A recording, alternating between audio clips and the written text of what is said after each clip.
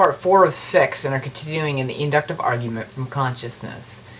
I'm now ready to begin critiquing a second view of mental events, namely Epiphenominalism, or Substance Dualism. Before we begin the critique, however, please note that several important definitions and examples and the main argument were outlined in video 1, so please watch that. Also, video 2 and 3 dealt with another view of mental events, Physicalism, and several arguments and sub-arguments were provided in those videos, so please take a look at that. Now specifically, it was noted in argument 3 that physicalists, if wishing to meet the criteria of naturalness, should abandon physicalism and instead prescribe Epiphenominalism.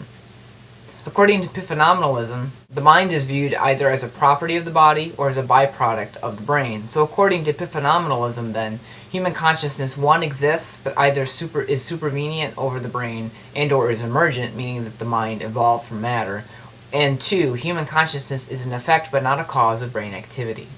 The second step in the inductive argument, then, is to suggest that Epiphenomenalism as a view fails in its description of mental events. I will argue that there are numerous problems with human consciousness being supervenient, evolved, or a result of physical material reaching maturity. First, generally speaking, much like physicalism, Epiphenomenalism is self-refuting when prescribed.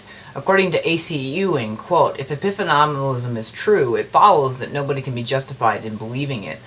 On the Epiphenomenalist view, what causes a belief is always a change in the brain, and never the apprehension of any reason for holding it. So if Epiphenomenalism is true, neither it nor anything else can ever be believed for any good reason whatsoever." End quote.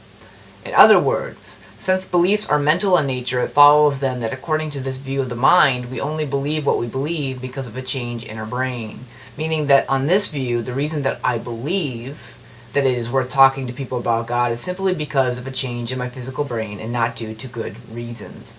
Likewise, the atheist who comments down below writes what he believes simply because of a change in his brain and not because he has good reasons for what he is saying. However, since we do think our beliefs are formulated by reason, and moreover that discussions can change people's beliefs, one cannot hold to either Epiphenomenalism or Physicalism because it's self-refuting. Second, speaking generally again, you will recall that in part 1 I stated 3 criteria of theory acceptance.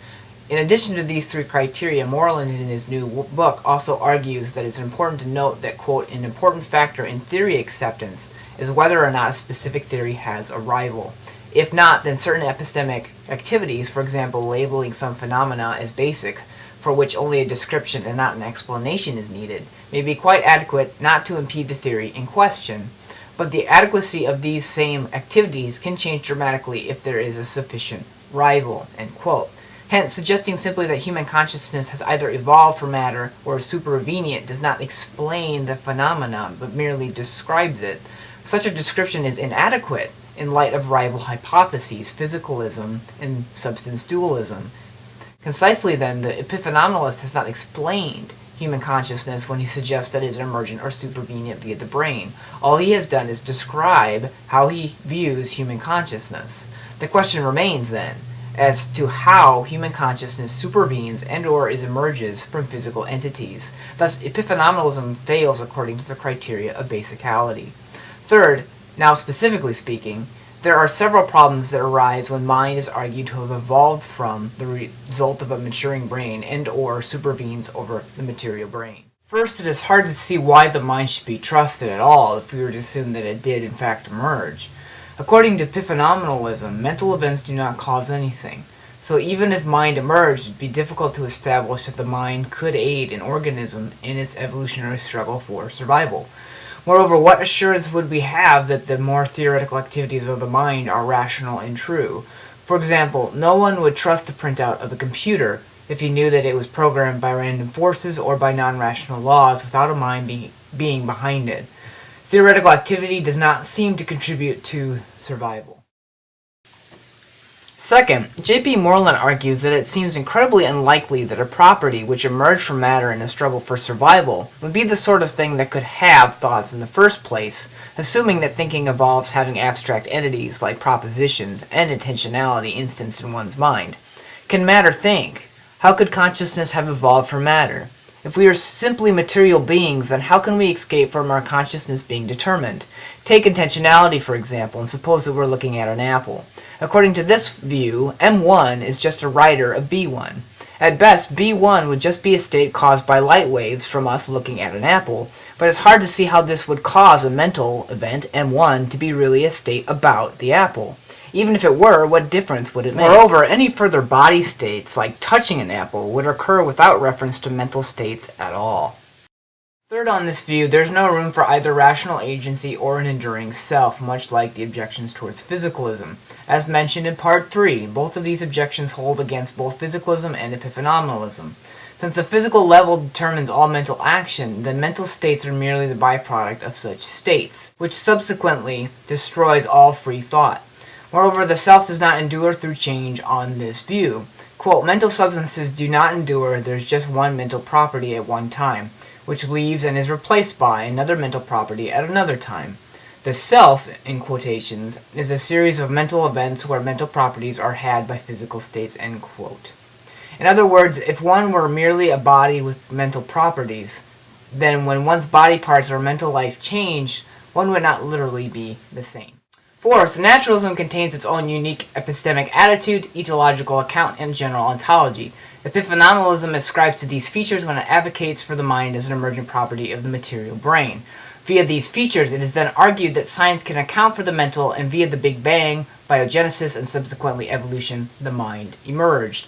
However, such an emergent feature as mind is totally unique and wholly other than material substances. For example, the mental cannot be accounted for via science, and it cannot be located via physics, chemistry, or biology, i.e. the location problem. Moreover, if mind is potential in matter, or potentiality in matter, then epiphenomenalism seems to become a sort of panpsychism, that is the view that the mind is the ultimate. Matter no longer is describable in terms of familiar physical properties and laws alone. Now it contains elusive mental potentialities. Hence, via the criteria of naturalness, epiphenomenalism fails. Mental and physical entities are much different, and then mental is so unnatural given the rest of the naturalist ontology that there is no clearly conceivable necessity about their connection. And this judgment is based not on what we do not know about the two types of states, but on what we do. Fifth and lastly, the epiphenomenalist cannot rule out the existence of God. If mind can emerge from matter when a high-level system reaches a certain point of potential or complexity, then why is it not possible for a large-scale mind to emerge at a later period in evolutionary development? In other words, the epiphenomenalist cannot rule out Hegelianism, the view that the mind emerges from matter all the way up to the emergence of God himself. Think about it for a second. While it is true that the type of God would not have created the world, God would eventually come into existence, perhaps akin to a deistic view of God. Hence, if one is an epiphenomenalist, the possibility of a God not yet view cannot be rejected. This should come as no comfort to those atheists who, in trying to save some form of minimal physicalism, are told that this view possibly implies some form of emergent theism. Thus, concisely in light of the rival hypotheses, physicalism and substance dualism, and the inherent nature of mind according to epiphenomenalism, this view fails to meet the criteria of basicality and naturalness.